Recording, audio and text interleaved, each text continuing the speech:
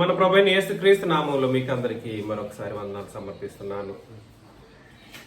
ఇవాళ మనం ఆలోచన చేయబోయేటువంటి అంశాన్ని చాలా క్షుణ్ణంగా పరిశీలన చేయడానికి ప్రయత్నం చేస్తాం.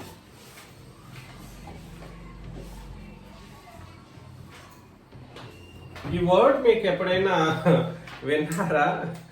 ఈ కానుకలు అనేటువంటి పదజాలం మనం ఎక్కువ విరివిగా వింటూ ఉంటాం. దీని అర్థం మనకు సరిగా తెలియాలి.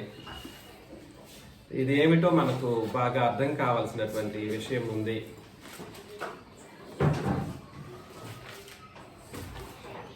మీరందరూ జ్ఞానయుక్తంగా ఆలోచన చేయాలని నేను ప్రేమతో మనవి చేస్తూ ఉన్నాను. మీ దగ్గర ఉన్న బైబిళ్ళు కొంచెం అప్డేటెడ్ బైబిల్స్ కొనుక్కోండి దయచేసి. అప్డేటెడ్ బైబిల్స్ అని అంటే వర్షన్స్ మారుతూ ఉంటాయి. వర్షన్స్ మారే కొద్దీ అందులో సరైనటువంటి విధానంలో తర్జుమాలు కూడా అప్పటికప్పుడు అప్డేట్ చేయబడుతూ ఉంటుంది. కాబట్టి ఎవరు కరెక్ట్గా చదువుతారో చూడాలి. ఎవరి దగ్గర ఏ బైబిల్ ఉందో నేను ఒక్కొక్కరిని అడుగుతాను. నేను చదవడం కంటే కూడా మీరు చదవాలి. కొరింథీయులకు రాసిన మొదటి పత్రిక 16వ అధ్యాయము మొదటి 6 వచనాలను మనం పరిశీలన చేస్తాం. కాకపోతే ఒక్కొక్కరు చదవాలి. శేషు గారు ముందు చదవండి. బైబిల్లో చూడాలి, ఫోన్లో కాదు. 16వ అధ్యాయము మొదటి వచనం మీరు చదవండి చూద్దాం. పరిశుద్ధుల కొరకైన సందా విషయమైతే ఆపేయండి. తిమోతి గారు చదవండి.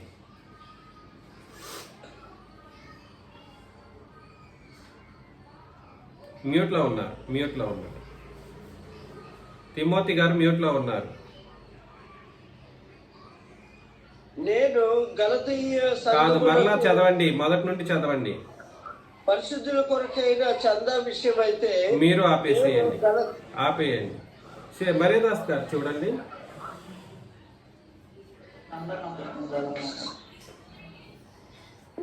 పరిశుద్ధుల కొరకైన కానుక విషయం అయితే మీరు ఆగండి, మీరు అట్లాగే హోల్డ్ లో పెట్టుకోండి. రమేష్ గారు అదే ఉంది.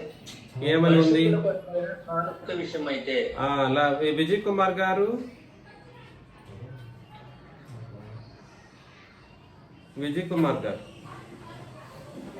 శేషు గారు చదివినటువంటి వర్షనే ఉంది. ఏంటండి? శేషు గారు చదివిన వర్షం. బెంజమిన్ గారు చదవండి. పరిశుద్ధుల కొరకైన చందా విషయం అయితే ఆపేయండి. లక్ష్మయ్య గారు చదువుతారా?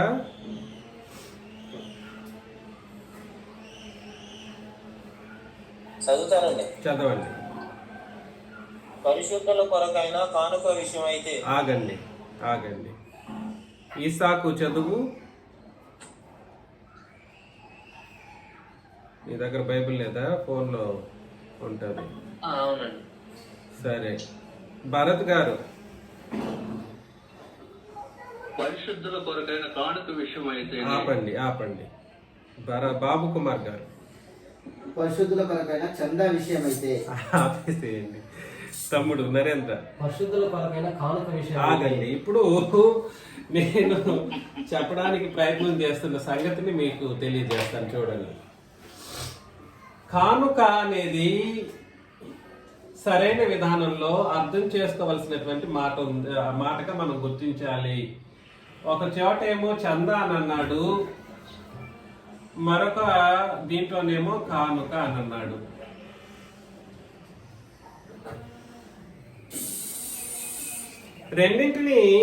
వాస్తవానికి రెండింటిని కలెక్షన్స్ అనే రాశాడు.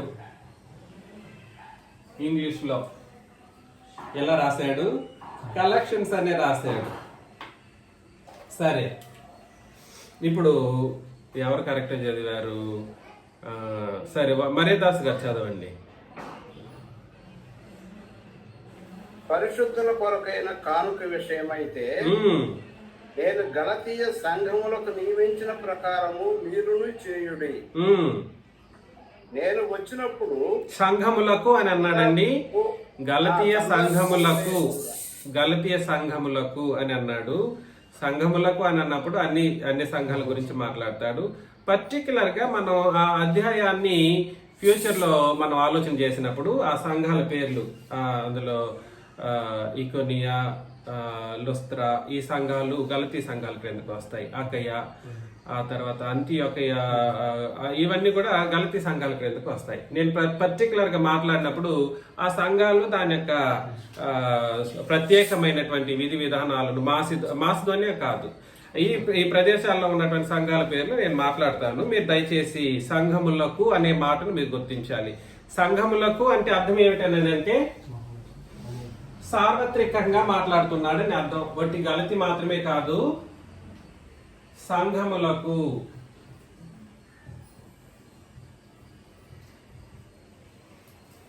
చదవండి. నియమించిన ప్రకారము మీరును చేయుడి. మీరును చేయడం అంటే ఎవరి గురించి చెప్తున్నాడు? కొరింథీ సంఘం వాళ్ళకు కూడా చెప్తున్నాడు. అంటే మొత్తం సంఘం ఏమైతే పాటించాలో ఆ సంఘం పాటించవలసినటువంటి సంగతిని ఆజ్ఞగా నియమించుచున్నాననే విషయాన్ని ఇక్కడ మాట్లాడడం జరుగుతుంది. ఇది దేన్ని బట్టి నియమించాడో మనం తర్వాత 9వ అధ్యాయంలో చదువుతున్నప్పుడు అది ప్రభువు యొక్క నియమం అంటాడు. ప్రభువే నియమించెను, లేదా తండ్రి దేవుని యొక్కయు క్రీస్తు యొక్క పరిశుద్ధాత్మ యొక్క పరిస్థితులను బట్టి వాళ్ళ యొక్క ఆజ్ఞలను బట్టి నియమించబడినటువంటి ఒక విధానం. ఏది? కానుక విషయము అని అన్నాడు అన్నమాట అండి. ఇది మీరు గుర్తించాలి దయచేసి. పరిశుద్ధుల కొరకైన కానుక విషయం అయితే నేను గలతీయ సంఘములకు నియమించిన ప్రకారము మీరును చేయుడి. అంటే సంఘంలో ఉన్న వాళ్ళందరూ ఈ పద్ధతిని పాటించాలి. 2వ వచనం. నేను వచ్చినప్పుడు చందా పోగు చేయకుండా ప్రతి ఆదివారమున మీలో ప్రతి వాడును తాను వర్ధిల్లిన కొలది తన యొద్ద కొంత సొమ్ము నిలువ చేయవలెను. ఇప్పుడు పదజాలం మారింది. పదజాలం ఏం మారింది? ఈ పదం ఉపయోగించాడు. ఎప్పుడు? నేను వచ్చినప్పుడు. ఇది గుర్తించండి. ఎప్పుడంట? వచ్చినప్పుడు. వచ్చినప్పుడు ఎప్పుడైనా రావచ్చు. వచ్చినప్పుడు అనేది ఎప్పుడైనా రావచ్చు. నేను వచ్చినప్పుడు మాత్రం కాదు, నేను వచ్చినప్పుడు చేయొద్దు. మరి ఆజ్ఞ ఏమిటి? ప్రతి ఆదివారమున మీలో. అంటే చందా అనేది ఎప్పుడైనా అప్పుడు కలెక్షన్ చేసేది. అర్థమవుతుందా? చందా అనేది ఎప్పుడైనా అప్పుడు కలెక్షన్ చేసేది. కానీ కానుక అనేది అలా కాదు. ఎప్పుడు? ప్రతి ఆదివారం.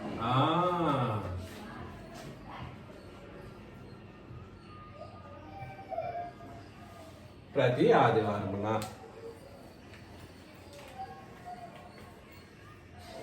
ఇది ఎలాగో తెలుసా అండి, చెప్పేశాడు. కంటిన్యూ చేయండి బ్రదరు. నేను వచ్చినప్పుడు మీరెవరిని యోగ్యులని ఎంచి. అలా కాదు. ప్రతి ఆదివారమున మీలో ప్రతి వాడును తాను వర్ధిల్లిన కొలది. ఎవరెవరు? ప్రతి ఆదివారమున ప్రతి వాడు. ఎలాగ మరి? 3వ కండిషన్ వర్ధిల్లిన కొలది. మీలో ప్రతి వాడును. చందా అయితే వచ్చినప్పుడు మీరు కలెక్షన్ చేసేటట్లు కాకుండా, కానుకలైతే ప్రతి ఆదివారం ప్రతి వాడు వర్ధిల్లిన కొలది ఏం చేయాలి? తన యొద్ద కొంత సొమ్ము నిల్వ చేయవలెను అని అన్నాడు అన్నమాట. ఇక్కడ మరీ ముఖ్యంగా ఆలోచన చేసినప్పుడు సంఘములకు ఆజ్ఞాపించే ఒక విధానంలో ఇది ఎవరికి? గలతీయ సంఘములకు నియమించిన ప్రకారం మీకును నియమిస్తున్నాను అని అన్నాడు. కాకపోతే అక్కడ ముఖ్యంగా ఉపయోగించిన పదజాలం ఏంటంటే పరిశుద్ధుల కొరకైన పరిశుద్ధుల కొరకు.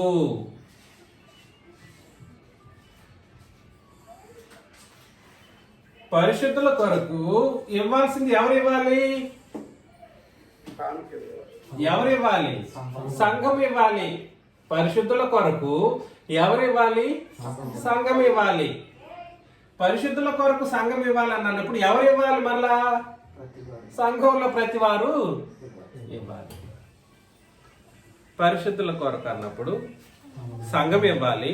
సంఘమే పరిశుద్ధులు అనుకున్నాం అనుకోండి, ఉదాహరణకు ఎలాగా సంఘమే పరిశుద్ధులు అనుకుంటే మీకు మీరే కలెక్షన్స్ రెడీ చేసుకునేసి మీకు మీరే ఉపయోగించుకోవాలన్నా అదే దాని అర్థం? అది అర్థం కాదు, దాని అర్థం కాదు.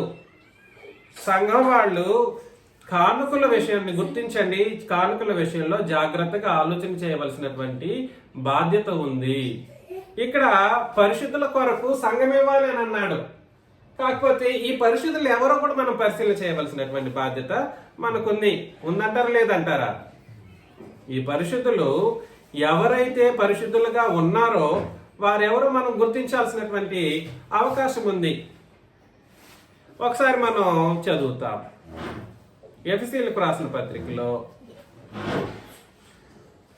ఎఫెసీయులకు రాసిన పత్రిక 3వ అధ్యాయం, ఎఫెసీయులకు రాసిన పత్రిక 3వ అధ్యాయం 8 నుండి ఎవరైనా చదవండి. దేవుడు మన ప్రభు అయిన క్రీస్తు యేసునందు చేసిన నిత్య సంకల్పం చొప్పున పరలోకములో ప్రధానులకును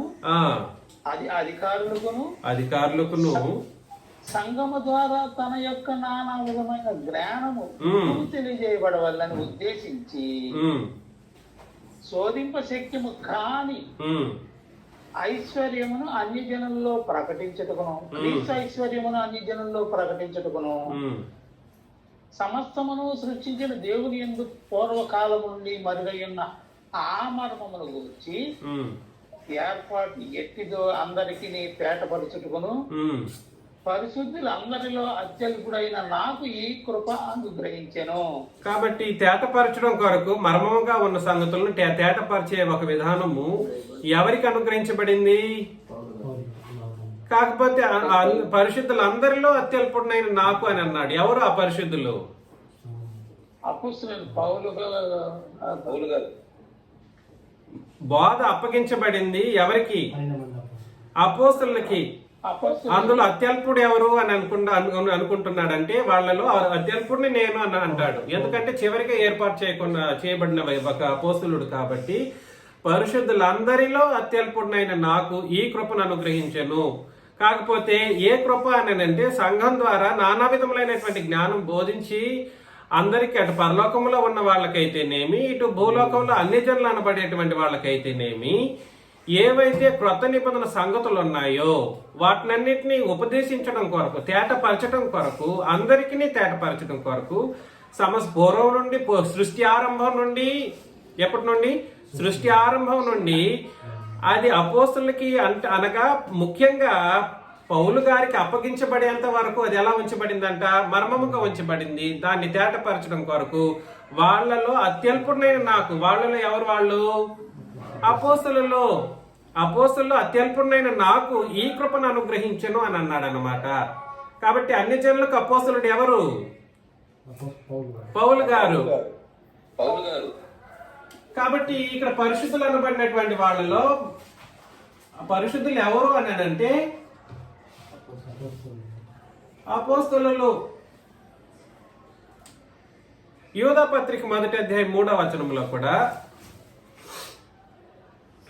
యూదా పత్రిక 1వ అధ్యాయం 3వ వచనంలో కూడా, ప్రియులారా మనకందరికీ కలిగిన రక్షణను గూర్చి మీకు రాయవలనని విశేషమైన ఆసక్తి గలవాడనై ప్రయత్నపడుచుండగా, ప్రియులారా మనకందరికీ కలిగిన రక్షణను గూర్చి మీకు రాయాలని నాకు విశేషమైన ఆసక్తి ఉంది. ఒక ప్రత్యేకమైనటువంటి ఆశ నాకుంది. రక్షణ అంటే ఇలా కలుగుతుంది, ఎలా కలుగుతుందో రాయాలని నాకు ఆశ ఉంది. అలా నేను ప్రయత్నపడుచు ఉన్నప్పుడు పరిశుద్ధులకు ఒక్కసారి అప్పగింపబడిన బోధ అని అన్నాడు. ఎవరు ఆ పరిశుద్ధులు? ఇతను కూడా పరిశుద్ధుడేగా, యూదా కూడా పరిశుద్ధుడే, నాకు కూడా రాయాలని ఉంది. కానీ పరిశుద్ధులకు అప్పగించబడినటువంటి బోధ ఒకటి ఉంది. ఆ బోధ నిమిత్తమే మనం ఏం చేయాలంట? ఒక్కసారి అప్పగింపబడిన బోధ నిమిత్తం మీరు అంటే సంఘం, మీరనే వాళ్ళు ఎవరు ఇక్కడ? సంఘం. యూదా ఎవరు? అపోస్తలుడు కాదు. కానీ ఇక్కడ పరిశుద్ధులు అనే మరొక మాటను ఉపయోగించాడు. సంఘము వేరు, ఆ పరిశుద్ధులు అనే వాళ్ళు వేరు, యూదా అనేటువంటి రచయిత వేరు. నేను చెప్పేది మీకు అర్థమవుతుందా? పరిశుద్ధులకు ఒక్కసారి అంటే నాకు మనకందరికీ ఒకేసారి అప్పగించబడిన బాధ అని చెప్పుండొచ్చు, కానీ ప్రత్యేకించి పరిశుద్ధులని చెప్తున్నాడని అంటే అది ఎవరిని గురించి చెప్తున్నాడని దాని అర్థం అపోస్తలులైన వారి గురించి చెప్తున్నాడు. వాళ్ళకి మాత్రమే బోధ అప్పగించబడింది కాబట్టి ఆ బోధను ఓవర్ రైట్ చేసేటువంటి లేదా వాళ్ళు రాసి ఇచ్చేసిన తర్వాత ఒక్కసారి అప్పగించబడిన తర్వాత దాంట్లో మార్పులు చేర్పులు చేయటానికి నాకైనా కూడా సరి ఏం లేదు,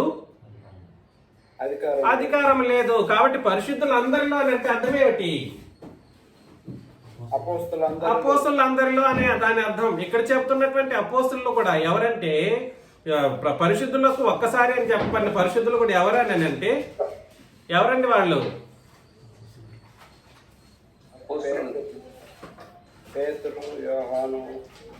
అపోస్తులు అని చెప్పండి. పేర్లు చెప్తే ఎప్పుడు ముగిస్తారు 12 మందిని? అపోస్తుల గురించి మాట్లాడుతూ ఉన్నాడు. కాబట్టి నేను మీకు ప్రేమతో హెచ్చరించే ఒక విషయం ఏమిటంటే అపోస్తుల బోధ అన్నది ప్రత్యేకమైనటువంటిది. ఇది అపోస్తుల బోధ అని అన్నప్పుడు అపోస్తులకి అప్పగించబడినటువంటి బోధ ఎన్నిసార్లు అప్పగించబడింది అని అంటే ఒకసారి అప్పగించబడి అయిపోయింది. ఆ ఒక్కసారి అప్పగించబడినటువంటి బోధలో ఎవడు ఏది కలపడానికి గాని ఎవడు ఏది తీసివేయటానికి వీలు లేదు. ఈ మధ్య కాలంలో కాదు, గత 2000 సంవత్సరాలుగా గత 2000 సంవత్సరాలుగా అపోస్తులు ప్రకటించినటువంటి బోధలో పాత నిబంధన అతలాకుతలంగా కలిపివేయబడి అపోస్తుల బోధని అభిప్రాయపడి తప్పుడు బోధలు చేసేవాళ్ళు ఈ సంగతులను గుర్తించే విషయంలో ముమ్మాటికి ఫెయిల్ అయ్యారు. సంగతులను గుర్తించే విషయంలో ముమ్మాటికి ఫెయిల్ అయిపోయేసి ఏదేదో చెప్పడం ప్రారంభించారన్నమాట. కాబట్టి ఇక్కడ ఒక చోట మాత్రమే కాదు, అనేక చోట్ల పరిశుద్ధులని చెప్పబడినటువంటి సందర్భాలలో కేవలం అపోస్తలుని మాత్రమే పరిశుద్ధులు అనేటువంటి కోణంలో రాయబడినప్పటికీ సంఘం కూడా పరిశుద్ధులుగా పిలువబడినటువంటి సందర్భాలు లేకపోలేదు. సంఘం మొత్తాన్ని కూడా పరిశుద్ధులు అని చెప్పకపోలేదు, చెప్పడం జరిగింది. కానీ అది సందర్భానుసారంగా మనం ఆలోచన చేస్తున్నప్పుడు ఇక్కడ మొదటి కొరింథీయులకు రాసిన పత్రికలో 16:1 పరిశుద్ధుల కొరకైన చందా విషయం అయితే నేను గలతీయ సంఘములకు నియమించిన ప్రకారం లేదా పరిశుద్ధుల కొరకైన కానుక విషయం అయితే అని చెప్పడం కరెక్ట్. చందా కాదు అది. చందా అయితే ఎప్పుడు పడితే అప్పుడు వేసేది చందా. కానుక ఎప్పుడు వేసేది అంటే ఒకటి ఆదివారాల్లో వేయాలి. ఎవరు వేస్తారు? ప్రతి వాడు వేయాలి. ఎలా వేయాలి? వర్ధిల్లిన కొలది. ఆలోచన చేయాలి. వర్ధిల్లిన కొలది అని అంటే అప్పుడు బాధపడతారు మీరందరూ. వర్ధిల్లిన కొలది అని అంటే మీరందరూ బాధపడతారు. మీకు ఒక్కసారి ఆలోచన చేసుకోండి. కనీసం పాత నిబంధనలోనే వాళ్ళ రాబడిలో 10% అన్నప్పుడు వర్ధిల్లిన కొలది మీరు ఆలోచన చేసుకోండి ఎంత ఇవ్వాలనో. ఒక మనిషిని నీతిమంతునిగా తీర్చబడలేనప్పుడే ఆ నిబంధన ఒక మనిషిని సంపూర్ణంగా తీర్చబడక ముందే ఆనాటి ప్రజలు ఎలా ఇచ్చారో మీరు ఆలోచన చేసుకోండి. ఆ కమ్మలు అన్ని తీసుకొచ్చి పెట్టేశారు. ఇంకా చెప్పాలంటే మనం చూద్దాం. నేను వచ్చినప్పుడు మీరు ఎవరిని యోగ్యులని ఎంచి పత్రికలు ఎత్తురో వారి చేత మీ ఉపకార ద్రవ్యమును యెరూషలేమునకు పంపుదును అని అన్నాడు. దీన్ని ఎలా ఇవ్వాలి? కానుకలని ఎలా ఇవ్వాలండి? కానుకల్ని ద్రవ్య రూపంలో ఇవ్వాలి. ఉపకార ద్రవ్యం కరెక్టే, కానీ ద్రవ్య రూపం ఎలా ఇవ్వాలి? ద్రవ్య రూపంలో ఇవ్వాలి. ఉపకార ద్రవ్యము అనే మాట ఇక్కడ ఉపయోగించడం జరిగింది. అది ఎక్కడికి పంపుతున్నాను అన్నాడు? యెరూషలేము. ఇది కూడా గుర్తుపెట్టుకోవాలి. ఈ సందర్భాన్ని మనం ఆలోచన చేస్తున్నప్పుడు యెరూషలేములకు ఎందుకు పంపాలి? ఆ 12 మంది అపోస్తులు ఎక్కడి వరకు అపోస్తులు వాళ్ళు క్రొత్త నిబంధనలో అని అంటే ఆ 12 మంది అయితే ఎవరికి? ఇశ్రాయేలీలకు అపోస్తులు అయితే నేను అన్ని జనులకు అపోస్తులుని అని అంటాడు. మీరు దయచేసి గలతీ పత్రిక 1 మరియు 2వ అధ్యాయాలు సంపూర్ణంగా చదువుకోండి. ముఖ్యంగా 2వ అధ్యాయంలోనే తెలియజేస్తాడు. వారు నేను అన్ని జనులకి, వాళ్ళు ఇశ్రాయేలీలకు ఎలాగైతే అన్ని జనులో నేను ఎవరికి అన్ని జనులని ఇశ్రాయేలీలకు ఎలాగైతే అపోస్తులలో నేను అన్యజనులకు అపోస్తలుడిని అన్నటువంటి ఒక స్పష్టతను చెబుతాడు. అందుకని వీళ్ళందరూ ఎక్కడున్నారు పరిశుద్ధులు? యెరూషలేములో ఉన్నారు. యెరూషలేమునకు పంపుదును అని అన్నాడు అనమాట. కాబట్టి పరిశుద్ధుల కొరకైన కానుక అనేటువంటి ఒక విషయం ఇది సాక్షాత్తు దేవునికి ప్రభువుకును ఉద్దేశించినటువంటి రీతిలో ఇస్తూ ఉన్నప్పుడు అది వాడుకోవలసింది ఎవరు? ఆనాడు అపోస్తలులు, ఈనాడు బోధకులు. అందుకనే ఇక్కడ పరిశుద్ధులు అనే మాట ఉపయోగించడం జరిగింది సుమి. అప్పుడేమో అపోస్తలులు, ఇప్పుడు అపోస్తలుల కొరకైనా చెప్పుండొచ్చు, కానీ అలా చెప్పలేదు. ఎందుకనంటే ఇది అన్ని కాలాల్లోనూ వర్తించబడవలసినటువంటి పరిస్థితి ఉంది. దేవుడు తన యొక్క లేఖనాలను ఏదో యథేచ్ఛగా రాయించలేదు. ఇక్కడ పరిశుద్ధులని ఎందుకు రాయాల్సిన అవసరం వచ్చిందని అంటే, రేపొద్దున సంఘాన్ని నడిపించేవాడు ఉపదేశకుడు లేదంటే బోధకుడు, సంఘాన్ని నడిపించేటువంటి ఎవాంజలిస్ట్ ఎవరైతే ఉంటే వాళ్ళు ఉపయోగించుకోవాల్సినటువంటి అవసరం ఉందన్నటువంటి ఉద్దేశాన్ని ఇక్కడ ఇవ్వడం జరిగింది అన్నమాట. అందుకని ఇక్కడ పరిశుద్ధులు అనేటువంటి మాటను ఇంగ్లీష్ లో ఏమని రాశాడనంటే సెయిన్స్ అనే రాస్తాడు. గుర్తు పెట్టుకోండి, సెయిన్స్.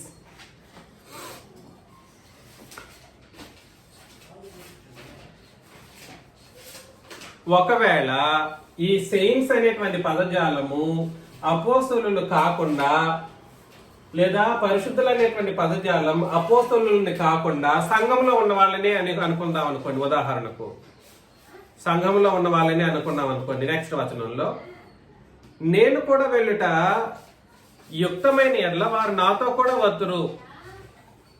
అయితే మాసిదోనియలో సంచారమునకు వెళ్ళను ఉద్దేశించుచున్నాను గనుక మాసిదోనియలో సంచారమునకు వెళ్ళినప్పుడు మీ యొద్దకు వచ్చేదని ఆయన అన్నాడు. ఇక్కడ సంచారం ఎక్కడికి వెళ్తూ చేయడానికి ప్రయత్నం చేస్తున్నాడు? మాసిదోనియలో. ఇక్కడ పరిశుద్ధులు అనేవాళ్ళు మాసిదోనియలో లేరా? పరిశుద్ధులు అనేవాళ్ళు ఎక్కడ లేరు? మాసిదోనియలో లేరా? సంఘం అనేది అక్కడ ఏర్పడిపోయింది.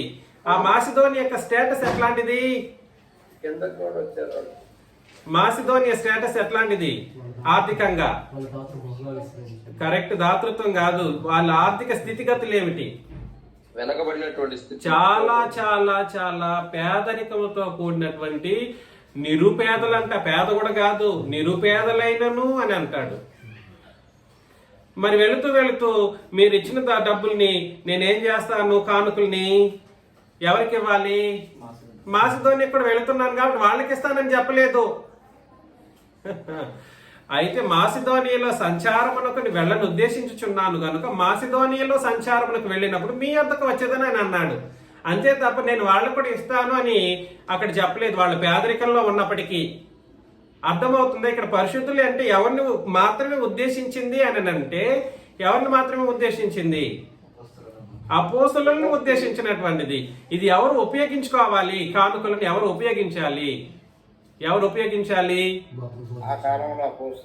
ఆ కాలంలో అపోస్తలులు, ఈ కాలంలో ఈ సెయింట్స్. అంటే దీని అర్థం ఏమిటో తెలుసు అంటే దైవజనులు అని అర్థం. సెయింట్స్ అంటే అర్థం ఏమిటి? దైవజనులు. దైవజనులు దేవుని యొక్క పనులు చేస్తూ ఉంటారు.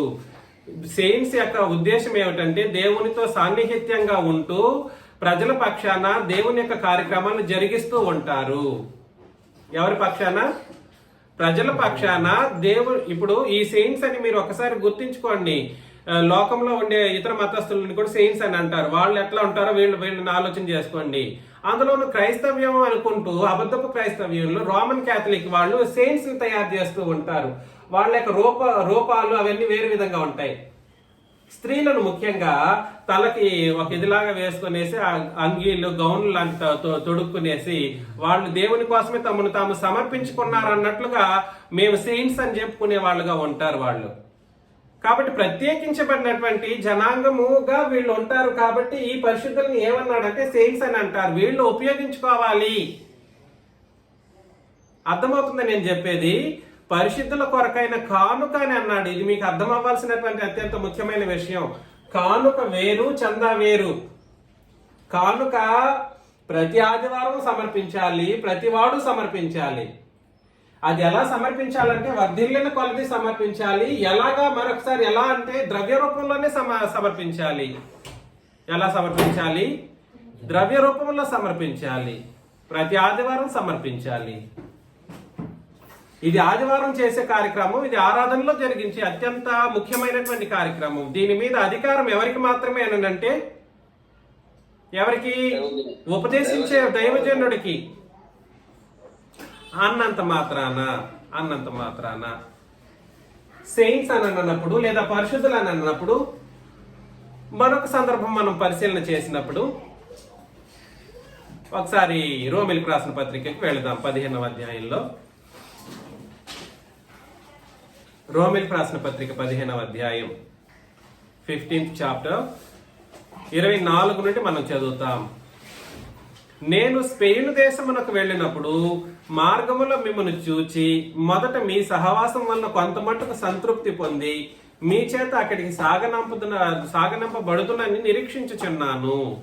అయితే ఇప్పుడు పరిశుద్ధుల కొరకు పరిచర్య చేయి యెరూషలేమునకు వెళ్ళుచున్నాను. పరిశుద్ధుల కొరకు పరిచర్య చేయొచ్చు, యెరూషలేమునకు వెళ్ళుచున్నాను. ఎక్కడికి వెళ్తున్నాడు?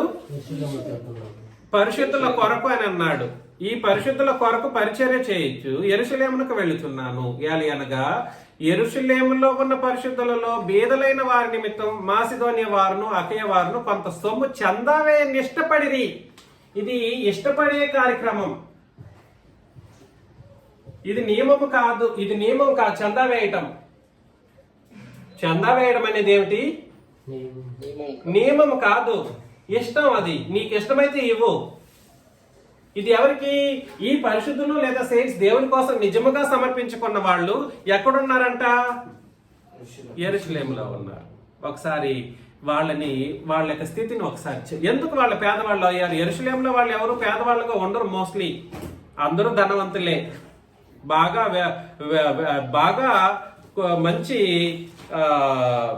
ఇది కలిగిన వాళ్ళు ఎందుకు ఇట్లా చెప్పబడుతున్నారంటే, ఎందుకు పేదవాళ్ళు అయ్యారు? యెరూషలేములో ఉన్న పరిశుద్ధులు అనబడిన వాళ్ళు, సెయింట్స్ అనబడిన వాళ్ళు ఎందుకు పేదవాళ్ళు అయ్యారో ఇక్కడ చెప్తున్నటువంటి వాళ్ళు ఈ పరిశుద్ధులు సంఘంలోని వాళ్ళు. ఏ పరిశుద్ధులు? పేదరికంలో బీదలైన పరిశుద్ధులలో బీదలైన వారి నిమిత్తము మాసిదోనియ వారును అకయ వారును కొంత సొమ్ము చందావే. మాసిదోనియ వాళ్ళే పేదలు, నిరుపేదలు. వాళ్ళు పేదరికంలో ఉన్నప్పటికీ వీళ్ళు ఏం చేశారు? వీళ్ళ పేదరికాన్ని బట్టి చందా వేశారు. మరి వీళ్ళు వేశారా? వాళ్ళ నిరుపేదలని అన్నాడు, వాళ్ళ యొక్క స్థితిగతులను తెలియజేశాడు. అర్థమవుతుందా? కానీ వీళ్ళు వాళ్ళకి వేశారంటే అది జరగలేదు. నేనేం చెప్పడానికి ప్రయత్నం చేస్తున్నానంటే, ఇక్కడ ప్రత్యేకించి యెరూషలేములో ఉన్న పరిశుద్ధులు బీదలైన వాళ్ళ గురించి ఎందుకు మాట్లాడడం జరిగిందో మనం ఆలోచించే బద్దులమై ఉన్నాం. వాళ్ళు ఏం చేశారు? ఒకసారి అపోస్తుల కార్యములు 2వ అధ్యాయంలోకి వెళ్ళిపోదాం. అపోస్తుల కార్యములు 2వ అధ్యాయం 44 నుండి లేదా 43 నుండి నేను చదువుతాను. అప్పుడు ప్రతి వానికి భయము కలిగెను, మరియు అనేక మహత్కార్యములను సూచక క్రియలను అపోస్తలుల ద్వారా జరిగెను. ఎవరి ద్వారా జరిగింది? అపోస్తలుల ద్వారా జరిగింది. విశ్వసించిన వారందరూ ఏకముగా కూడి తమకు కలిగినదంతయు సమిష్టిగా ఉంచుకొనిరి. కలిగినదంతా ఏం చేసుకున్నారు? ఎవరికైనా అంత భక్తి ఉందా మనోళ్ళకి? అంత సమిష్టిగా ఉంచి అంత భక్తి లేదు మనోళ్ళకి ఎవరికి. ఆలోచన చేయండి. నాకు కూడా లేదు ఇంకా చెప్పాలనంటే. నా ఆస్తి నాదే, మీ ఆస్తి మీది అన్నట్లుగానే ఉంటుంది తప్ప ఈ విషయంలో ఎదగలేకపోతుంది సంఘం, ఇంక్లూడింగ్ మీ. సమిష్టిగా ఉంచుకొనిరి. ఇదియుగాక వారు తమ స్థిరాస్తులను అమ్మి, దేన్ని అమ్మి? స్థిరాస్తులను అమ్మి అందరికీ వారి వారి అక్కర కొలది పంచిపెట్టిరి. అందరికీ ఏం చేసేసారు? ఏంటండి, ఎన్ని కోట్ల రూపాయలు ఉన్నా కూడా అండి అందరికి పంచి పెడుతూ ఉన్నప్పుడు ఒకానొక కాలం వస్తే ఏమైపోతుంది? అయిపోతుంది ఉంటుంది. అట్లాగే కొన్ని లక్షల మంది 3,000 మందికి 3 పూట్ల ఒకసారి ఆలోచన చేయండి భోజనం అనుకుంటే 3,000 మంది మొదటిసారి సంఘంలో చేర్చబడ్డారు. వీళ్ళందరూ తీసుకొచ్చారు, సంతోషమే. ఒక 30 సంవత్సరాలు అయిపోయింది, అప్పటికే ఏమైపోయింది పరిస్థితి? ఉంటదా? అలా పేదలయ్యారు యెరూషలేములోని అక్కడ పరిశుద్ధులు. ఎలా పేదలయ్యారు? స్థిరాస్తులను అమ్మి పేదరికాన్ని అనుభవించడానికి ఇష్టపడిన వాళ్ళు అలాంటి వాళ్ళకి మీరేం చేయాలని అంటే, అయినా కూడా మీకు ఇష్టమైతే ఏం చేయాలి? వాళ్ళకి చందా వేయాలి. ఇష్టం ఉంటేనే అది. ఎలాగా? ఇష్టం ఉంటే. ఇది కానుక కాదు సుమి. ఇక్కడ చెప్పబడినటువంటి వాళ్ళు కూడా పరిశుద్ధులే. మరలా ఈ పరిశుద్ధులు ఎలాంటి పరిశుద్ధులు అంటే, తమ స్థిరాస్తులను అమ్మి పేదరికంలో ఇరుక్కుపోయినటువంటి పరిశుద్ధులు. మనలో మనం ఎంతవరకు దేవుని కోసం ఎంతగా సెయింట్స్ గా మనం బతుకుతున్నామో ఆలోచన చేయాలి.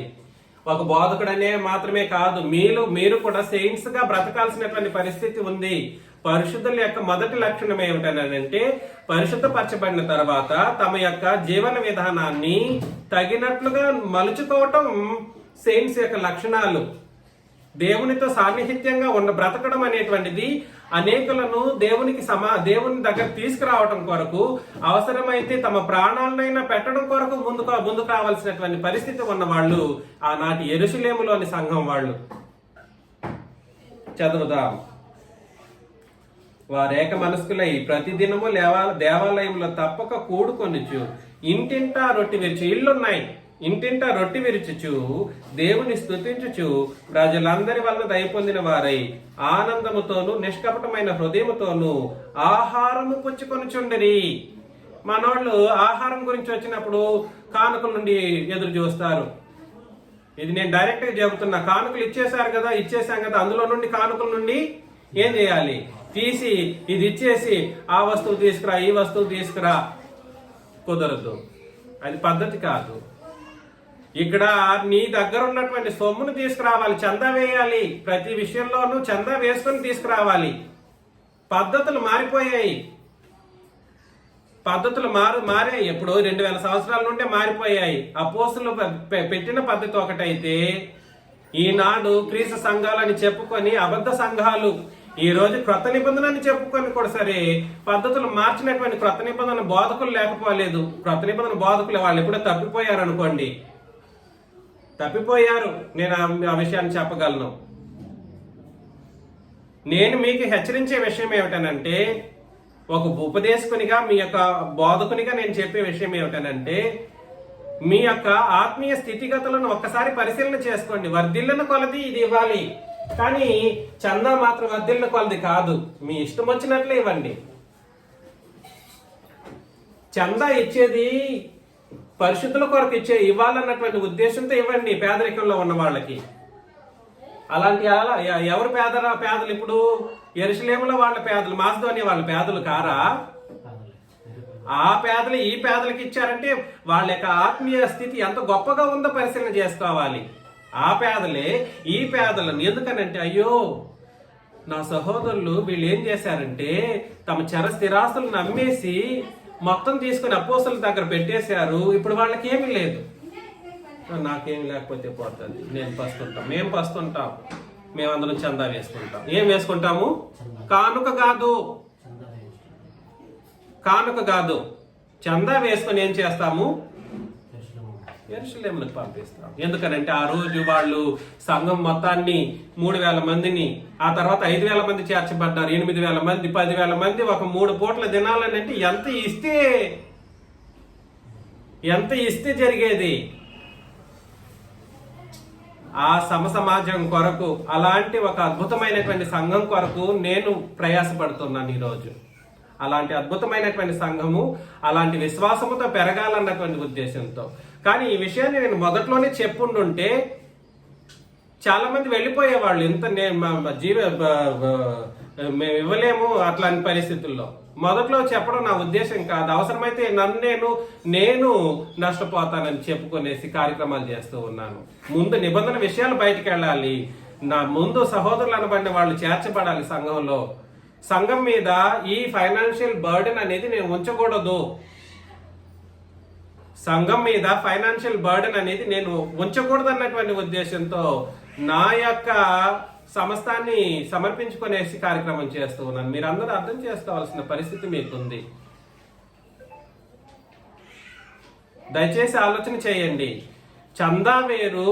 ఇక్కడ చెప్పబడిన వాళ్ళు కూడా ఎవరు మరొకసారి చదువుతాం. 15వ అధ్యాయం, రోమిలకు రాసిన పత్రిక 15వ అధ్యాయము 25 నుండి. అయితే ఇప్పుడు పరిశుద్ధుల కొరకు పరిచర్య చేయొచ్చు యెరూషలేమునకు వెళ్ళుచున్నాను. అనగా యెరూషలేములో ఉన్న పరిశుద్ధులలో బీదలైన వారి నిమిత్తం మాసిదోనియ వారును అకయ వారును కొంత సొమ్ము చందా వేయని ఇష్టపడ్డారు. అవును, వారు ఇష్టపడి దాన్ని చేసిరి. వాళ్ళు ఇష్టపడే చేశారు. వారు వీరికి రుణస్థులు. ఎట్లనగా అన్ని జనులు వీరి ఆత్మ సంబంధమైన విషయంలో పాలివారై ఉన్నారు. ఎందుకో తెలుసా? అన్ని జనులు వీరి ఆత్మ సంబంధమైన విషయంలో పాలివారై ఉన్నారు అని అన్నాడు. అంటే అర్థం ఏమిటి?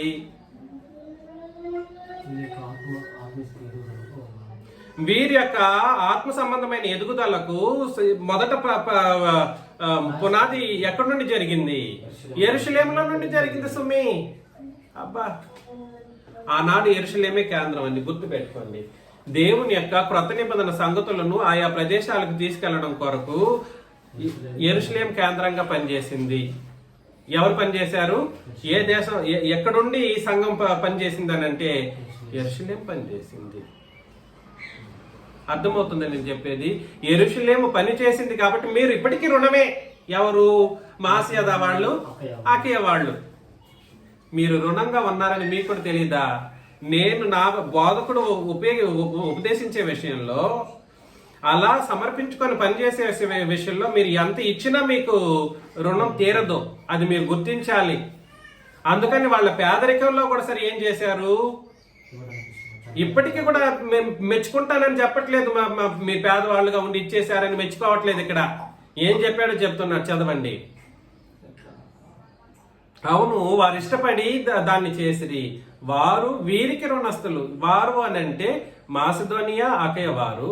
వీరికి ఎవరు? వీరు యెరూషలేము వాళ్ళకి రుణస్థులు. ఎట్లనగా అన్ని జనులు వీరి ఆత్మ సంబంధమైన, వీరి అంటే యెరూషలేములోని వారి యొక్క ఆత్మ సంబంధమైన విషయములలో పాలివారై ఉన్నారు గనుక శరీర సంబంధమైన విషయముల్లో వీరికి సహాయం చేయబద్దులై ఉన్నారు. ఇది సహాయం.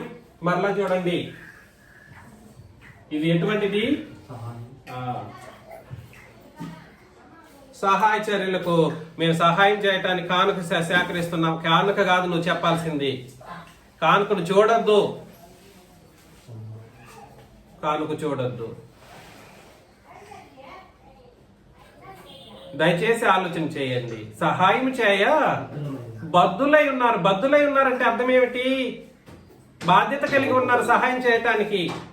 కనీసం వాళ్ళ యొక్క ఆత్మ సంబంధమైనటువంటి కార్యక్రమాలను చూసి వీళ్ళు ఎవరు? మాసియా అకైలోని సంఘం వాళ్ళు, వీళ్ళు కూడా ఆత్మ సంబంధమైనటువంటి మనుషులుగా తీర్చబడినందుకు కనీసం శరీర సంబంధమైనటువంటి విషయంలోనైనా సహాయం చేయకపోతే ఎలాగా? శరీర సంబంధమైనటువంటి విషయంలో వీరికి సహాయం చేయబద్దులై ఉన్నారు.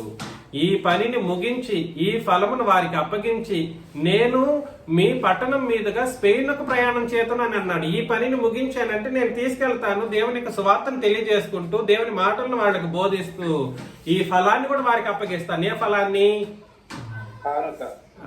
తిరిగి కానుక అంటారు. చందా అనేటువంటి చందాని ఏం చేస్తానంటే, చందాని ఏం చేస్తారు పౌలు గారు? వాళ్ళకి అప్పగించి నేను మీ పట్టణం మీదుగా స్పెయిన్కు ప్రయాణం చేస్తాను అని అన్నాడు అన్నమాట. చదువుతాం. నేను మీ వద్దకు వచ్చినప్పుడు క్రీస్తు యొక్క ఆశీర్వాద సంపూర్ణంతో వస్తానని ఎరుగుదును. మీ దగ్గరికి వచ్చినప్పుడు కూడా సువార్త ఆశీర్వాదంతో వస్తాను. సహోదరులారా, నేను యూదయలోనున్న అవిధేయుల చేతిలో నుండి తప్పింపబడి యెరూషలేములో చేయవలసిన ఈ పరిచర్య పరిశుద్ధులకు ప్రీతికరమగునట్లును. ఏ పరిచర్య? తీసుకెళ్లి ఇచ్చేది ఒక పరిచర్య. ఈ పరిచర్య అక్కడున్న పరిశుద్ధులకు ఏమవ్వాలి? ప్రీతికరం కావాలి, ఇష్టపూర్వకం. వాళ్ళు కూడా ఇష్టంగా తీసుకోవాలి. ఎలా తీసుకోవాలి? తీసుకునే వాళ్ళు ఎంత ఒక ఎమోషనల్ గా మాట్లాడుతున్నారు చూసారా. మీరు ఇచ్చేది ఇస్తారు, మీరు కష్టపడే ఇస్తారు, మీరు కష్టపడి నిరుపేదలై ఉండి ఇచ్చినప్పటికీ తీసుకునే వాళ్ళు ఎలా తీసుకోవాలి? అయ్యో నా సహోదరులు నాకు ఇచ్చారు అని ఆ పేద సహోదరులు పరిశుద్ధులు అనుకోవాలంట. అర్థమవుతుందా? ఇది ఎంత ప్రేమతో ముడిపడి ఉందో, ఎంత ప్రేమతో ముడిపడి ఉందో. పరిశుద్ధులకు ప్రీతికరమగునట్లును నేను దేవుని చిత్తం వల్ల సంతోషంతో మీ యొద్దకు వచ్చి మీతో కలిసి విశ్రాంతి పొందుతున్నట్లు మీరు నా కొరకు దేవునికి చేయి ప్రార్థనల యందు నాతో కలిసి పోరాడవలెనని మన ప్రభువైన యేసుక్రీస్తుని బట్టి ఆత్మ వలని ప్రేమను బట్టి మిమ్మల్ని బ్రతిమాలుకొంచున్నాను. కాబట్టి ఇచ్చిన వాళ్ళు ఎలా ఇవ్వాలని అంటే ప్రార్థనా పూర్వకంగా ఇవ్వాలంట. వాళ్ళు ప్రేమించి తీసుకోవాలి, సంతోషంగా తీసుకోవాలి. చందా వేసినప్పుడు దాని గురించి ప్రత్యేకించి ఏం చేయాలి? ప్రార్థన చేయాలి. చందా వేసినప్పుడు తీసుకునే వాళ్ళు ఎలా తీసుకునేటట్లు చేయాలి? ఇష్టంతో, ప్రీతికరంగా, సంతోషంగా తీసుకునేటట్లుగా ప్రార్థన చేయాలి. ఆలోచన చేయండి. ఇదేమో సహాయం, ఇది సహాయం కాదు, వర్ధిల్లున కొలది రూల్. ఇది సహాయం కాదు సుమి. కానుక వేసేది మీరు సహాయం కాదు చేసేది. నో, సహాయం కాకపోగా దానికి మరొక పేరు ఉపయోగించాడు. చదువుతాం. కొరింథీయులకు రాసిన మొదటి పత్రిక 9. కొరింథీయులకు రాసిన మొదటి పత్రిక 9వ అధ్యాయం 1 నుండి నేను చదువుతాను. త్వరగా చదవాలి. నేను స్వతంత్రుడును కానా, నేను అపోస్తలుడును కానా, మన ప్రభువైన యేసును నేను చూడలేదా? ప్రభువునందు నా పనికి ఫలము మీరు కారా? ఇతరులకు నేను అపోస్తలుడును కాకపోయినను. ఎవరు వాళ్ళకి అపోస్తలుడు కాకపోయి? ఇతరులు అనే వాళ్ళు ఎవరిని చెప్తున్నాడు? ఇశ్రాయేలీయులను. ఇతరులకు నేను అపోస్తలుడును కాకపోయినను మీ మట్టుకైనను అపోస్తలుడై ఉన్నాను. అర్థమవుతుందో? కొరింథీ వచ్చేసి ఒక అన్ని జనుల్లో ఏర్పడినటువంటి సంఘం అన్నమాట. కాబట్టి మీ మట్టుకైనను అపోస్తలుడై ఉన్నాను. ప్రభువునందు నా అపోస్తలత్వమునకు ముద్రగా ఉన్నవారు మీరే కారా? నన్ను విమర్శించే వారికి నేను చెప్పు సమాధానం ఇదే: తినుటకు త్రాగుటకు మాకు అధికారం లేదా? దేంట్లో? ఏది తినే విషయంలో, ఏది త్రాగే విషయంలో మాట్లాడుతున్నాడు. తినుటకును త్రాగుటకును మాకు అధికారం లేదా? తక్కిన అపోస్తలుల వలెను, ప్రభువు యొక్క సహోదరుల వలెను, కేఫా వలెను విశ్వాసరాలైన భార్యను వెంట పెట్టుకుని తిరుగుటకు మాకు అధికారం లేదా? అంటే మేము కూడా బోధకులు అనబడిన వాళ్ళు కూడా ఏం చేయాలంటే కుటుంబం కొరకు వాళ్ళ కుటుంబాన్ని పోషించుకునే పరిస్థితుల్లో వాళ్ళకి అధికారం, ప్రత్యేకమైన అధికారం వాళ్ళకు ఉంది అని చెప్పుకుంటూ వస్తూ, మరియు పని చేయకుండాటకు నేనును బర్నబాయి మాత్రమే అధికారం లేని వాళ్ళమా? మేము కూడా పని చేయాల్సిన పరిస్థితి ఉంది. ఎవడైనాను తన సొంత ఖర్చు పెట్టుకుని దండులో కొలువు చేయన. సొంత ఖర్చు పెట్టుకునేసి దండ అంటే ఏమిటి? గుంపు అని అర్థం, సంఘం చెప్పాలి. దండ సమూహము ప్లస్ సంఘము, గుంపు, యుద్ధం చేయటం కొరకు వెళ్ళేటువంటి ఒక ప్రదేశము దండు. సరే, ఏదేమైనప్పటికీ ఎక్కడ మర్చిపోయాను. ఎవడైనా తన సొంత ఖర్చు పెట్టుకుని దండులో కొలువు చేయన ద్రాక్ష తోట వేసి దాని ఫలము తినని వాడెవడు? మందను కాచి మందపాలు త్రాగని వాడెవడు? ఈ మంద ఎవరు? తోట ఎవరు? ఆ దండు ఎవరు? దాని ఫలము తినని వాడెవడు? మందను కాచి మంద పాలు త్రాగిన వాడెవడు? ఈ మాటలు లోకాచారం బట్టి చెప్పుచున్నానా? ఎందుకంటే ఈ మాట లోకానుసారం కూడా ఉంది. లోకాచారం బట్టి చెప్పుచున్నానా? ధర్మశాస్త్రం కూడా చెప్తుంది. కాదు, లోకాచారం అని కాదు, ధర్మశాస్త్రం అని కాదు. కళ్ళెమ త్రొక్కుచున్న ఎద్దు మూతికి చెక్కము పెట్టవద్దు అని మోషే ధర్మశాస్త్రంలో కూడా రాయబడి ఉన్నది. అక్కడ కూడా రాయబడిందంట. దేవుడు ఎడ్ల కొరకు విచారించుచున్నాడా? కేవలం మన కొరకు దీన్ని చెప్పుచున్నాడా? అవును, మన కొరకు అక్కడ అక్కడ రాసిందంట. ఎక్కడ? ధర్మశాస్త్రం. అంటే ఇది మనకు సంబంధించిన ప్రవచనం. ఏ వచనం? కళ్ళము త్రొక్కుచున్న ఎద్దు, లేదా ద్రాక్ష తోట వేసి ఫలము తినటం, ఇవన్నీ కూడా సరే మన కొరకు రాయబడినటువంటిది. మన కొరకే కదా ఈ మాట రాయబడిను. ఎలా వెనక దున్నువాడు ఎలా దున్నాలి? ఆశతో దున్నవలెను. కళ్ళెము త్రొక్కించేవాడు పంటలో పాలు పొందుతున్నను ఆశతో త్రొక్కింపవలెను. నాకు ఆశ ఉండాలంట. బోధకుడు చేసేటువంటి పనికి ఒక ఆశతో పనిచేయాలంట. ధనాశ ఉందని మీరు అన్నారు అనుకోండి, అది వాస్తవమే. ధనాశతో ధనాశతో అంటే దుర్లాభంతో కాదు. సంఘాన్ని న్యాయబద్ధంగాను నీతి మార్గంలోనూ నడిపిస్తున్నటువంటి వాళ్ళకి ఈ పాలు పొందుతున్నటువంటి ఒక ఆశ ఉండాలనంట. మీ కొరకు ఆత్మ సంబంధమైనవి మేము వెట్టి ఉండగా, మేమెవరు? వీళ్ళు సంఘమా? మీ కొరకు అన్న వాళ్ళు ఎవరు? సంఘం. ఆత్మ సంబంధమైనవి మేము వెత్తి ఉండగానంటే బోధకుల గురించి లేదా అపోస్తల గురించి మాట్లాడుతున్నాడు. మీ వలన శరీర సంబంధమైన ఫలములు కోసికొనట గొప్ప కార్యమా? చూడండి, మిమ్మల్ని ఏమో పరలోకం అని నేను సిద్ధపరుస్తా ఉంటే, ఆత్మ సంబంధమైన దాని విషయంలో ఆత్మ సంబంధమైన దాని విషయంలో ఎంత గొప్ప కార్యాలు జరిగిస్తూ ఉన్నప్పుడు శరీర సంబంధమైన ఫలాలు కోసికొనట గొప్ప కార్యమా? అందుకని చెప్పాడు, ఇతరులకు మీట్లో పెట్టండి, ఇతరులకు మీ పైన ఈ అధికారంలో పాలు కలిగిన ఎడల మాకు ఎక్కువ కలదు కదా. అధికారం దేని మీద? అధికారము ఈ కానుకలు. ఇది కానుకల గురించి మాట్లాడుతున్న సందర్భం. దేని గురించి మాట్లాడుతున్న సందర్భము? కానుకల మీద సందర్భం. దానికి అధికారం ఎవరికి ఉంది అని అంటే అపోస్తలులకు ఉంది. ఆనాడు అపోస్తలులకు ఉంటే ఈ రోజు బోధకులకు ఉంది దాని మీద అధికారం. ఎక్కువ అధికారం కలదు కదా. అయితే మేము ఈ అధికారమును వినియోగించుకోలేదు. నేను కూడా వినియోగించుకోలేదు. నేను తీసుకెళ్లిపోయేసి నేను బిల్డింగ్లు కట్టలేదు, లేదా నేను తీసుకెళ్లిపోయేసి నాకు అన్ని సమస్యలు సమకూర్చుకోలేదు. అవసరమైన భోజనాలు అన్నప్పుడు అందులో నుండి ఇవ్వడం జరుగుతూ ఉంది. ప్రతి చోట, ప్రతి సందర్భంలోనూ. ఇంకేదైనా సహోదరులకి కష్టం అన్నప్పుడు అందులో నుండి ఇవ్వడం జరుగుతూ ఉంది. పేదరికంలో అనారోగ్య స్థితిలో ఉన్న వాళ్ళకి అందులో నుండి ఇస్తున్నా. అది నా నేను ఉపయోగించుకున్నటువంటి, నా అధికారాన్ని మిస్యూజ్ చేస్తున్నట్టే నా లెక్క. నేను కూడా అపోస్తలులాగా ఆ రోజు ఎట్లాగైతే వినియోగించుకోలేదో నేను కూడా వినియోగించుకోవట్లేదు. నేను ఎలాగైతే వినియోగించుకోవాలనో నా కుటుంబం విషయంలోనైతేనేమి, నా విషయంలోనైతేనేమి ఈ కానుకలను ఆ విధానంలో వినియోగించుకోలేదు. క్రీస్తు సువార్తకు ఏ అభ్యంతరమైనను కలుగజేయకుండుటకై అన్నిటినీ సహించుచున్నాను. ఎగ్జాక్ట్లీ అదే పరిస్థితి నేను జరిగిస్తున్నది. మీరు ఎవరు గుర్తించారో గుర్తించలేదో. నేను మీకు మెసేజ్లు పెడుతూ ఉంటాను గ్రూప్లో. ఏం మెసేజ్లు పెడుతుంటానంటే, ఎవరికైనా అనారోగ్య స్థితి ఉంటే వాళ్ళకి సహాయం చేయండి. మీకు తోచిన సహాయం అనే మాటను నేను మెన్షన్ చేస్తూ ఉంటాను. తోచినది, అది చందా కోసం అడిగే మాట. ప్రతిసారి రొట్టె విరిచి ఆరాధన కార్యక్రమంలో మీరు కానుకలు వేసేటప్పుడు వర్ధిల్లను కొలది అనే మాటను ప్రతి ఆదివారం ఉపయోగిస్తాను. చందా వేసేదేమో తోచిన కొలది, ఇష్టపడి. నువ్వు ఇష్టపడి ఇచ్చినా వాళ్ళు తీసుకునే వాళ్ళు కూడా ఇష్టపడేటట్లుగా తీసుకోవాలి. అదేవిధంగా కానుకలు ఇచ్చేటప్పుడు తోచిన కొలది కాదు.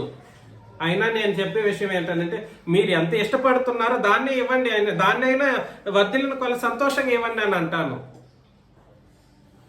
కొన్ని పరిస్థితులను బట్టి మీరెందుకు అపార్థం ఎక్కడైనా చేసుకోగలరేమో అన్నటువంటి ఉద్దేశంతో. కాబట్టి కేవలం మనం ఆత్మ సంబంధమైనటువంటి నేను వ్యక్తి ఉన్నాను. మీకు అందరికి బాప్తిసం ఇచ్చి మిమ్మల్ని ఆత్మ సంబంధంగా పోషించే విషయంలో ఏదైనా అనారోగ్య స్థితులు అన్నప్పుడు పరిగెత్తుకొని వచ్చి ప్రార్థన చేసుకుంటూ, ఏదైనా ఇబ్బందులు అన్నప్పుడు మొదట నాకే తెలియజేయండి అని మిమ్మల్ని మీ ఎడల నేను బాధ్యతను వహించి ఇన్ని కార్యక్రమాలు జరిగిస్తూ ఉన్నప్పుడు ఆత్మ సంబంధంగా శరీర సంబంధమైన ఫలములు కోసుకొనట గొప్ప కార్యమా? ఇతరులకు మీ పైన ఈ అధికారంలో పాలు కలిగిన ఎడల మాకు ఎక్కువ కలదు కదా. మేము ఈ అధికారం వినియోగించుకోలేదు. నేను కూడా మొదటి నుండి చెబుతున్నది అదే. కానుకలు లెక్కించాల్సిన అవసరం లేదు. ముందు అవసరమైతే ఆ సువార్తను తీసుకెళ్లడం కొరకు, క్రొత్త నిబంధన విషయాన్ని తీసుకెళ్లడం కొరకు అందరం పనిచేయాలి. ఇదే నేను ప్రతి సందర్భంలోనూ చెప్పిన మాట. ఎవరికైనా గుర్తుందో లేదో, సత్యం అందరం ఇంపార్టెంట్. కానుక గురించి లెక్కలు చేసి ఈ వారం గత వారం 4,800 వస్తే ఆ ముందు వారం 600 వచ్చింది, ఆ ముందు వారం కొంత తక్కువ వచ్చింది. అలా ఒక్కొక్క ప్రదేశానికి ఒక్కొక్క తక్కువ వచ్చినప్పటికీ కూడా సరే, ప్రదేశాన్ని బట్టి అన్ని కలిపి పూలు చేసినప్పుడు ఈ 4,000 వస్తుంది. కానీ విషయం ఏమిటనంటే, ఇవి లెక్కలు చేస్తే నా రాకపోకలకు సరిపోదు. నేను సంఘం మీద ఈ విషయాన్ని తీసుకొచ్చేసి నేను చెబితే మీరెవరూ కూడా సరే అంగీకరిస్తారు అంగీకరించడం నాకు అనవసరం, కానీ చాలా లోటు బడ్జెట్లో వెళ్ళిపోయేటువంటి పరిస్థితులు ఉంటాయి. అన్నిటికీ ఇందులో నుండి చేస్తారు. తమ్ముడు వాళ్ళు ఉన్నారు, సహోదరులు ఉన్నారు. ఒక విషయం ఏమిటంటే, నేను ఎవరి ఇంటికి వెళ్ళినా కూడా సరే మీరెవరూ కూడా సరే నన్ను ప్రేమించకుండా పంపించలేదు ప్రతి ఒక్కరూ. కానీ అది కానుకలతోనే సరిపెట్టొద్దు. మీకు చెప్పే విషయం నేను అది కూడా అదే. మీ ఇండ్లకు నేను వచ్చినప్పుడు ఒక బోధకుడిగా కానుకలతో మీరు వేసి పెట్టున్న కానుకలతో సరిపెట్టి ఇచ్చేసాం కదా అనే ఆలోచన మీకు అది రాకూడదు. దాని మీద మీకు ఎటువంటి అవగాహన ఉండకూడదు, అధికారం లేదు. ఇది దేవుని కొరకు ఇచ్చినటువంటి ఒకటి. కానీ దాన్ని ఇచ్చేసాం కదా అని చెప్పేసి సరిపెట్టుకుంటే సరే అంతే. కానీ మిమ్మల్ని ఆత్మ సంబంధమైనటువంటి విద్య విషయంలో శరీర సంబంధమైన ఫలాలు కోసుకుంటే గొప్ప కార్యంగా మీరు ఆలోచన చేయాల్సినటువంటి పరిస్థితి ఉంది. ఎవరికి ఏ అభ్యంతరం కలుగుకున్నట్టుకై అన్నిటినీ సహించుచున్నాను. ఆలయ కృత్యములు జరిగించువారు ఆలయము వలన జీవనము చేయుచున్నారనియు. ఆలయ కృత్యములు అంటే ఆ రోజు పాత నిబంధన కాలంలో ఆలయ కృత్యాలు ఎవరు జరిగిస్తారు? లేవీలు. కరెక్ట్. లేవీలు జరిగించేటప్పుడు ఆలయ కృత్యము చేసేవాళ్ళు కాబట్టి ఆలయంలో వచ్చే దాని మీద వాళ్ళు ఏం చేసేవాళ్ళు? జీవనం చేయించున్నారు. బలిపీఠం వద్ద కనిపెట్టుకొని చుండువాడని అన్నాడు. బలిపీఠం కొంత ఆశతో కనిపెడతాడంటే, ఎవడైనా ఏదైనా అర్పిస్తాడా? కనిపెట్టుకొని నేను తీసుకెళ్ళబోతానా, నా పిల్లలు నా కుటుంబం తినబోతుందా అని ఆలోచనతో కనిపెట్టుకుని ఉండేవాడు. బలిపీఠముతో పాలివారై ఉన్నారని మీరు ఎరుగురా అని అన్నాడు. మీకు ఆ వచనాలు తర్వాత చెబుతాను, ఎందుకంటే పాత నిబంధనలో చాలా వచనాలు ఉన్నాయి. అలాగున సువార్త ప్రకటించువారు సువార్త వలన జీవింపవలెనని ప్రభువు నియమించి ఉన్నాడు. ఇది అధికారం. ఎవరు నియమించింది? ఇది నియమించింది. ఇది ప్రభువు యొక్క నియమం. వర్ధిల్లిన కొలది ఇవ్వాలన్నది ప్రభువు యొక్క నియమం. మీరు ఒక్కసారి ఆలోచన చేసుకోండి. మీరు ఎంత వర్ధిల్లుతున్నారో, వర్ధిల్లినట్లుగా ఇస్తున్నామో ఒక్కసారి ఆలోచన చేసుకోవాలి. ఎట్లాగా? అది అంటే ప్రభువు యొక్క నియమాన్ని మీరు నిజముగా పాటిస్తున్నారా లేదా? ఎలాగా? ప్రభువు యొక్క నియమాన్ని మీరు నిజముగా పాటిస్తున్నారా లేదా? నేనైతే వీటిలో దేనినైనా వినియోగించుకొనలేదు. వీటిలో దేనినైనా వినియోగించుకొనలేదు. మీరు నా ఎడల ఎలాగూ జరుపవలనని సంగతులు రాయను లేదు. ఎవడైనను నా అతిశయమును నిరర్ధకం చేయట కంటే నాకు మరణమే మేలు. అంత ఇదిగా చెప్తున్నాడు అన్నమాట. నేను సువార్తను, కానీ ఇక్కడ అట్లా చెప్తున్నాడు, చదువుతా. నేను సువార్తను ప్రకటించుచున్నాను, నాకు అతిశయ కారణం లేదు. సువార్తను ప్రకటింపవలసిన భారము నా మీద మాపబడి ఉన్నది. అయ్యో, నేను సువార్తను ప్రకటింపకపోయిన ఎట్లా నాకు శ్రమ. ఉద్దేశం అది ముఖ్యంగా పౌలు గారి యొక్క ఉద్దేశం. నేను ఇష్టపడి చేసిన ఎట్లా నాకు జీతం దొరుకును, ఇష్టపడకపోయినను గృహ నిర్వాహకత్వము నాకు అప్పగింపబడిను. సువార్త చెప్పడమే కాదు, గృహ నిర్వాహకత్వం కూడా నాకు అప్పగించబడింది అంటున్నాడు. సువార్త చెప్పి నేను ఇష్టంతో నేను జీతం తీసుకోవట్లేదు అన్నట్టుగా మాట్లాడుతూ, అయితే నాకు జీతం ఏమి? నేను సువార్తను ప్రకటించుచున్నప్పుడు సువార్త యందు నాకున్న అధికారమును మరలా చెప్తున్నాడు. ఏమిటది? అధికారమును పూర్ణముగా వినియోగించుకొనకుండా సువార్తను ఉచితముగా ప్రకటించుటే. ఎన్ని ప్రదేశాలలోకి నేను వెళ్ళినప్పుడు వాళ్ళకు ఉచితంగా సువార్త ప్రకటిస్తూ వస్తున్నానో మీకు తెలియదు. అవసరమైతే మీ దగ్గర నుండి తీసుకెళ్లేసి ఇక్కడ కానుకల్ని తీసుకెళ్లి వాళ్ళకి ఇచ్చే, ఇక్కడ చందాగా వేయవలసిన దాన్ని కానుకల్ని తీసుకెళ్లి వాళ్ళకి ఇచ్చేసి వచ్చే పరిస్థితులు ఎక్కువ. ఇంకా చెప్పాలంటే ఈ నెలలో నేను సహాయం చేయలేదని మీరు ఎవరు చెప్పలేరు, ఎందుకంటే ఎవరికి వాళ్ళకి తెలుసు. దయచేసి ఆలోచన చేయండి. మిమ్మల్ని ప్రేమతో మనవి చేస్తూ ఉన్నాను ఈ సంగతిని. నేను అందరి విషయము స్వతంత్రుడినై ఉన్నాను, ఎక్కువ మందిని సంపాదించుకోవటకి అందరికి నన్ను నేనే దాసునిగా చేసుకుంటుని. ఇది నన్ను నేను చెప్పుకుంటే బాగా అనిపించదు, మీరు ఆలోచన చేసుకోవచ్చు. అందరికీ నన్ను నేనే దాసునిగా చేసుకుంటుని, యూదులను సంపాదించుకుంటకు యూదులకు యూదుల వలె ఉంటుని, ధర్మశాస్త్రమునకు లోబడిన వారిని సంపాదించుకుంటకు నేను ధర్మశాస్త్రమునకు లోబడిన వాడును కాకపోయినను ధర్మశాస్త్రమునకు లోబడిన వాని వలె ఉంటుని. దేవుని విషయమై ధర్మశాస్త్రం లేని వాడును కాను గాని క్రీస్తు విషయమై ధర్మశాస్త్రమునకు లోబడిన వాడును అయినను ధర్మశాస్త్రం లేని వారిని సంపాదించుకుంటకు ధర్మశాస్త్రం లేని వాని వలె లేని వారికి ధర్మశాస్త్రం లేని వాని వలె ఉంటుని. బలహీనులను సంపాదించుకొనుటకు బలహీనుడినైతిని. ఏ విధము చేతనైనను కొందరినైనా రక్షింపవలెనని అందరికి అన్ని విధముల వాడినై ఉన్నాను. అందరికీ అన్ని విధముల వాడను. నేను కూడా అలా ఉండాలని ఇష్టపడుతూ ఉన్నా. మరియు నేను సువార్తలో వారితో పాలివాడినొకటికై దాని కొరకే సమస్తమును చేయుచున్నాను. పందెపు రంగమందు పరిగెత్తు వారందరూ పరిగెత్తుదురు గాని ఒక్కడే బహుమానం మీకు తెలియదా? అటువలే మీరు బహుమానం పొందినట్లుగా పరిగెత్తుడి.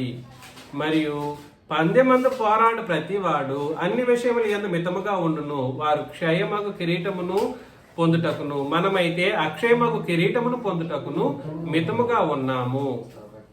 కాబట్టి నేను గురి చూడని వాని వల్లే పరిగెత్తువాడును కాను, గాలిని కొట్టినట్టు నేను పోట్లాడట్టు లేదు. కానీ ఒకవేళ ఇతరులకు ప్రకటించిన తర్వాత నేనే భ్రష్టుడినైపోదునేమో అని నా శరీరమును నలుగొట్టి దాన్ని లోపరుచుకొనిచున్నాను అని అన్నాడు. లోపాలు ఉంటాయి సంఘంలో, అవసరమైనటువంటి పరిస్థితుల్లో ఎవరైనా లోపాలు కనపరిచేటువంటి పరిస్థితులు ఉంటాయి. కానీ దాన్ని ఏం చేసుకోవాలి? బాధకుడైనే కాదు, సంఘంలో ఉన్న వాళ్ళైనా కూడా సరే ఏం చేసుకోవాలి? సవరించుకోవాలి. కారణం ఏమిటనంటే మనం ఒక బహుమానం గురించి దాని కొరకు పని చేస్తున్నాడంట పౌలు. దాని కొరకు ఎవరిని సిద్ధపరుస్తున్నాడు? సంఘాన్ని సిద్ధపరుస్తూ ఉన్నాడు. అక్షయమగు కిరీటాన్ని మీరు పొందడం కొరకు అన్నప్పుడు శరీర సంబంధమైన విషయంలో, ద్రవ్య రూపంలో ఇవ్వాల్సినటువంటి విషయంలో మీరు వెనకాడకూడదు. మీకు చూపించుతున్న మార్గం ఏమిటి? అది అక్షయమైనటువంటి కిరీటం. దాన్ని లెక్క చేయాలని అంటే ఇంత అని చెప్పగలమా? డబ్బులతో చెప్పండి, చెప్పలేము. అంత గొప్ప కార్యక్రమం నేను జరిగిస్తూ ఉన్నప్పుడు మీ పట్ల శరీర సంబంధమైనటువంటి ఈ ద్రవ్య రూపంలో దేవునికి ఇచ్చేటువంటి కానుకలు నేను ఉపయోగించుకోవడం నా అధికారమైనప్పటికీ కూడా సరే నేను ఏనాడు అలా అధికారికంగా ఉపయోగించుకోలేదు. అన్ని సందర్భాల్లో మీకు కూడా నేను నా గురించి చెప్పుకోవడం కంటే కూడా సరే అపోస్తలులు ఆ విధంగా ఆనాడు ఉన్నారు. ఈ రోజు ఒకవేళ నాలో అలాంటి లోపాలు ఏమైనా ఉంటే, ఒకవేళ లోపం ఏమైనా ఉంటే నేనైనా సరిదిద్దుకోవాల్సినటువంటి పరిస్థితులు ఉన్నాయి, ఖచ్చితంగా ఉన్నాయి. అయితే ఒక విషయం గుర్తుపెట్టుకోండి, అక్కడ మరొక్కసారి వచనం చదవాలి. 18వ వచనం చదవండి ఎవరైనా. అట్లయితే నాకు జీతమేమి? నేను సువార్తను ప్రకటించుతున్నప్పుడు సువార్త యందు నాకున్న అధికారమును పూర్ణంగా వినియోగపరచుకొనకుండా సువార్తను ఉచితంగా ప్రకటించడే నా జీతము. ఇతనేమో జీతం తీసుకోవట్లేదు అంటున్నాడు. ఎవరి విషయంలో? ఈ కొరింథీ సంఘం వాళ్ళ విషయంలో నేను జీతం తీసుకోవట్లేదు అని అన్నాడు. కానీ దాని యొక్క వాస్తవికతను తర్వాత బయట పెడతాడు. 2వ కొరింథీ 11:8 అదే కొరింథీలో 2వ పత్రిక రాస్తూ 11:8 చెబుతున్నాడు, మీకు పరిచర్య చేయుటకై నేను ఇతర సంఘముల వలన ఏం పుచ్చుకున్నాను? మీ వీళ్ళకేమో ఉచితంగా చేస్తున్నాను అని అన్నాడు. కానీ మీకు చేయాలన్నా నాకు అవసరం ఉందా లేదా? డబ్బులు మీకు చేయాలన్నా నాకు ఎక్కడి నుండి వస్తుంది? నేను ఇతర సంఘముల వలన జీతం పుచ్చుకొని వారి ధనము దొంగిలిన వాడనైతిని. వారి ధనమును మీరైతే ఇవ్వలేకపోతున్నారు, బాధపడుతున్నారు, మీరు ఎంతో కష్టాల్లో ఉన్నారు అనుకుంటున్నారు. కానీ మాసిదోనియ వాళ్ళని చూడండి, వాళ్ళు ఎంత కష్టంలో ఉన్నా ఇస్తున్నారు. యెరూషలేములో వాళ్ళకి ఇస్తూ ఉన్నారు, వాళ్ళు నాకు ఇస్తున్నారు, నన్ను పోషిస్తూ ఉన్నారు. నేను వాళ్ళ సంఘాన్ని బట్టి ఇతర సంఘాలను బట్టి మీకు పరిచర్య చేస్తూ ఉన్నాను. మీ దగ్గర అయితే ఉచితంగా చేస్తున్నాను. తీసుకున్నది దొంగిలించేది ఎక్కడి నుండి? ఇతర సంఘాల నుండి. అర్థమవుతుందా? ఒక మాట గుర్తు పెట్టుకోండి, ఆనాడే దేవుని సేవ సులభంగా జరగలేదు, ధనము లేకుండా జరగలేదు. ఏనాడు? 2000 సంవత్సరాలకు ముందే అపోస్తులు బ్రతికి ఉన్నప్పుడే సువార్త అనేది ఆషామాషిగా జరగలేదు, డబ్బులు లేకుండా జరగలేదు. ఇది దేవుని కొరకు జరిగించేటువంటి ఒక కార్యం అన్నప్పుడు ఇది డబ్బుతో ముడిపడి ఉన్నది. అమెరికన్స్ కూడా ఇక్కడున్న సంఘంలో పేదవాళ్ళకి ఇవ్వరండి సుమి, గుర్తు పెట్టుకోండి. అమెరికన్స్ అక్కడ నుండి ఫారినర్స్ డబ్బులు ఇస్తారు చూడండి, వాళ్ళు ఇచ్చే వాళ్ళు కూడా పేదవాళ్ళకి ఇవ్వండి అని ఎవరు, బోధకులకి పంచి పెట్టండి అని అక్కడ నుండి అక్కడ సంఘాల్లో ఏర్పాటు చేసుకున్నటువంటి డబ్బుల్ని పంపిస్తూ ఉంటారు. అది ఇక్కడ మిస్యూజ్ చేయబడుతుంది, అది మనకు తెలిసిందే. వీళ్ళ యొక్క బాగోగులని మంచి మంచి బిల్డింగ్స్ మంచి మంచివి ఏర్పాటు చేసుకుంటారు. అవి వాళ్ళు అంటే ఒక స్పష్టత వాళ్ళకైతే ఉంది. అమెరికన్స్ కానీ ఇంకా ఎవరికైనా కూడా సరే, గ్రంథాన్ని సరిగా వాళ్ళు చదవలేదనుకో, ఈ కానుకల విషయంలోనైతేనే వాళ్ళు సరైనటువంటి విధానంలో వ్యవహరిస్తూ ఉంటారు. అని అది కూడా వాళ్ళైనా నరకానికి వెళ్ళిపోవాల్సిందే. కారణం ఏమిటంటే నిబంధన లేదు, నిబంధనలో లేరు వాళ్ళు. దయచేసి వర్ధిల్లిన కొలది అనే మాటను మీరు ఆలోచన చేసుకోండి. ఇది ప్రభువు నియమించింది. ఎవరు వేయాలి? ప్రతిరోజు వేయాలి. ఎలా వేయాలి? ద్రవ్య రూపంలో వేయాలి. ఎప్పుడు వేయాలి? ఆదివారం. ఏందది? కానుక. చందా ఇష్టం వస్తే వేయాలి. బోధకుడు వచ్చినప్పుడు నేను మన సహోదరుల వాళ్ళ ఇంట్లోకి వెళ్ళినప్పుడు వాళ్ళు ఖచ్చితంగా నాకు ఇచ్చారు. నా వ్యక్తిగతంగా వాడుకోవడానికి నా వ్యక్తిగతంగా ఇచ్చారు, నాకు ఎలా ఇచ్చారు నాకు తెలియదు. దాన్ని నేను కానుకగా స్వీకరించను, కానుకగా స్వీకరించను. దాన్ని నేను చందాగా వాళ్ళు నా వ్యక్తిగతంగా ఇచ్చారనే ఉద్దేశంతో తీసుకుంటాను అన్నమాట. దృక్పథం అది. మీరు ఒకసారి గ్రూపుల్లో కూడా చెక్ చేసుకోండి. నేను చెప్పిన ప్రతి ఆదివారాల్లో నేను ఉపయోగించిన పదజాలాలను మీరు అర్థం చేసుకోండి. మీరు ఇచ్చినప్పుడు వర్ధిల్లిన కొలది ఇవ్వండి. వర్ధిల్లిన కొలది ఇచ్చేటప్పుడు అదైనా ఇష్టపూర్వకంగా ఇవ్వండి అంటాను. ఎందుకనంటే అది దుఃఖంతో ఇవ్వకూడదు, బాధతో ఇవ్వకూడదు. మిగిలిన సంగతులను వచ్చే వారం మనం ఆలోచన చేస్తాం. కాబట్టి పరలోకానికి మిమ్మల్ని నడిపించేటువంటి కోణంలో అన్ని పోరాటాలు మనకున్నాయి. క్షయమైనటువంటి కిరీటం పొందుటకి అనేక పరుగులు పరిగెత్తుతారు. అయితే అక్షయమగు కిరీటం కొరకు మనం పోరాటం చేస్తున్నాం. కాబట్టి అక్షయ కిరీటం అనేది ఆత్మ సంబంధమైనటువంటి విధానం. కాబట్టి శరీర సంబంధమైన దానిని బట్టి మీరు ఎవరు కూడా సరే వెనకాడవద్దని. ఎలాగా? శరీర సంబంధమైనటువంటి దేవునికి కానుకలు ఇచ్చే ద్రవ్య రూపంలో ఇచ్చేటువంటి విషయంలో ఎవరు వెనకాడవద్దని, అందులో మీ యొక్క స్టేటస్ ని బట్టి మీరు ఆలోచన చేసుకొని కానుకల్ని దేవునికి క్రీస్తును సమర్పించమని వేడుతూ మిమ్మల్ని అందరినీ హెచ్చరిస్తూ ముగిస్తున్నాను. క్రీస్తు యేసు నామములో వందనాలు.